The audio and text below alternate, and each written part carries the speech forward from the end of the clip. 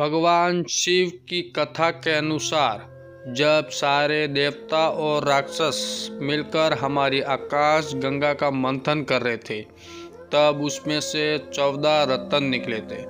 14 रत्नों में से एक था हलाल नामक विष, जिसको लेने से देवताओं और राक्षसों ने दोनों ने साफ मना कर दिया, क्योंकि जो भी इस विष को पिएगा उसकी मौत निश्चित थी। तो इस समस्या के समाधान के लिए देवों के देव भगवान शिव आगे आए और समुद्र मंथन से निकले उन 14 रत्नों में से एक उस हलाल विष को हमारी इस सृष्टि को बचाने के लिए पी गए।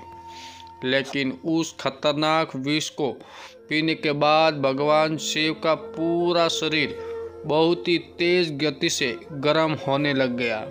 भगवान शिव को इस हालत में देखकर वहाँ उपस्थित सारे देवतागण बहुत परेशान हो गए। उन्हें भगवान शिव के तपते शरीर को देखकर ये चिंता होने लगी कि कहीं ये हलाल विष भगवान शिव के शरीर के ऊपर कोई गहरा दुष्प्रभाव न छोड़ दे।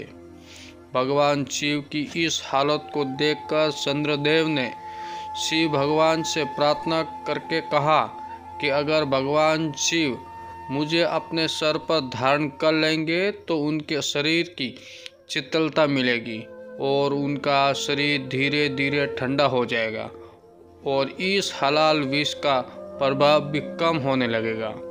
लेकिन भगवान शिव ने चंद्रदेव को अपने सिर पर बैठाने से साफ मना कर दिया, क्योंकि भगवान शिव जानते थे कि अगर चंद्रदेव उनके सर पर आकर बैठे तो उनके शरीर की सारी गर्मी तो समाप्त हो जाएगी और ऐसा भी हो सकता है कि इस विष का प्रभाव चंद्रदेव पर भी हो जाए और वो इस विष का दुष्प्रभाव सहन नहीं कर पाए। लेकिन जैसे जैसे समय बीतता गया वैसे वैसे भगवान शिव का शरीर भी और ज़्यादा गर्म होने लगा। देवताओं के बहुत विनती करने के बाद अंततः भगवान शिव चंद्रदेव को अपनी जटा पर धारण करने को राजी हो गए।